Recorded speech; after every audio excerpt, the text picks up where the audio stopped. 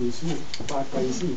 Ici, nous sommes dans la présentation d'un ouvrage, mais j'espère qu'en Afrique, il y aura des tables rondes là-dessus. Il y a eu la série de conférences nationales, il y a eu celle des États-Unis, il y a celle des tables rondes. Mais au-delà de ce qu'on dira, c'est l'effectivité qui nous intéresse.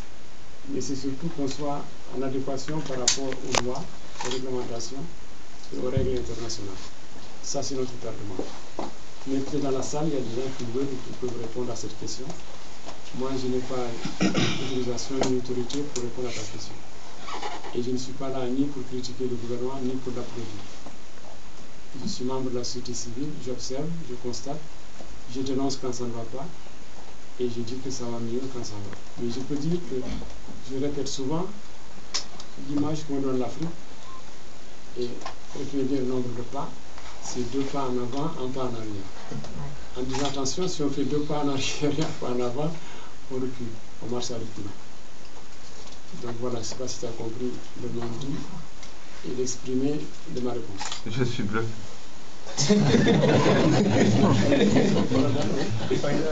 Bonsoir à tous, bonsoir monsieur le professeur. Moi je suis étudiant à l'école d'ingénieur Mohamed El Hamadi. Et tout d'abord, je tiens à vous présenter toute mon admiration, ma considération. Et ensuite, quand j'ai vu la table des matières, ça m'a beaucoup intéressé, j'ai eu envie de lire, mais particulièrement j'ai eu envie de lire 2 chapitres, les efforts enregistrés notamment sur le secteur de l'éducation et sur les technologies d'information. Peut-être parce que je suis ingénieur que je m'intéresse au deuxième. Mais sinon, la partie, justement, avant de les lire, mes attentes par exemple sont... Est-ce que, justement, ça serait déjà bien de présenter tout ce qui a été fait dans le secteur de l'éducation, ça serait génial, mais est-ce qu'il y a des propositions d'action, par exemple, parce que moi je m'engage tout récemment dans ce secteur, notamment sur la question de l'orientation, et je voudrais savoir quels sont vos avis là-dessus, sur cette question de comment résoudre ce problème de l'éducation, parce que je pense que c'est le moteur du développement de notre nation, de l'Afrique en général. Oui, je confirme, c'est l'un des moteurs. J'ai fait une erreur dans le livre. J'ai appelé les technologies nouvelles. Elles ne sont plus nouvelles. Parce qu'il date de 30 ans, donc ce qui date de 30 ans, c'est le plus en génome, c'est déjà un adulte.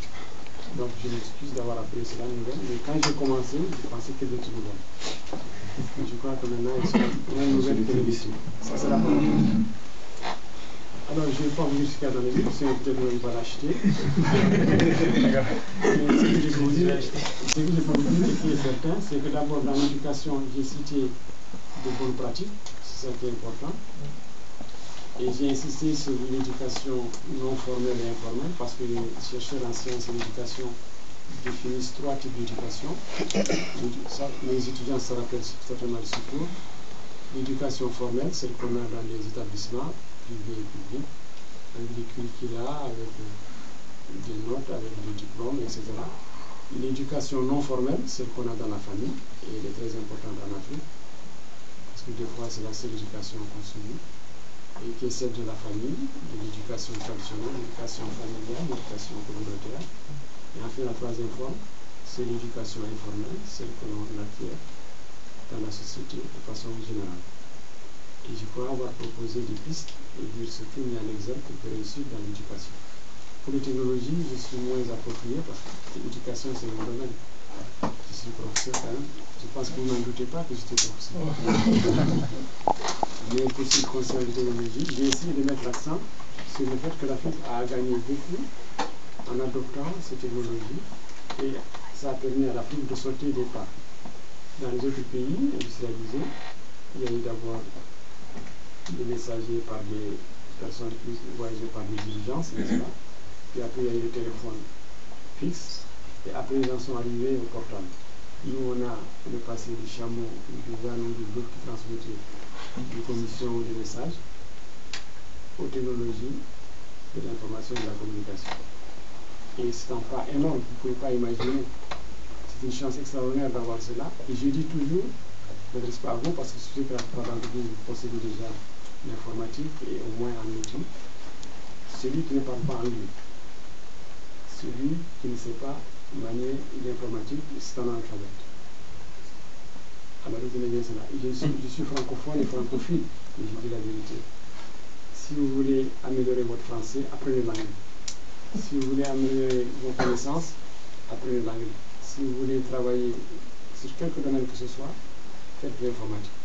Bien sûr, ça paraît aberrant de dire dans le 5e arrondissement ou dans l'arrondissement de l'informatique, mais en Afrique, ça a tout son sens, vous en convenez. Mais je suis aussi agréablement surpris par des progrès énormes. Dans le livre, je cite le cas du portable, téléphone portable. Et des anecdotes, notamment, je cite le cas des personnes qui se promènent avec 3 appareils parce qu'il y a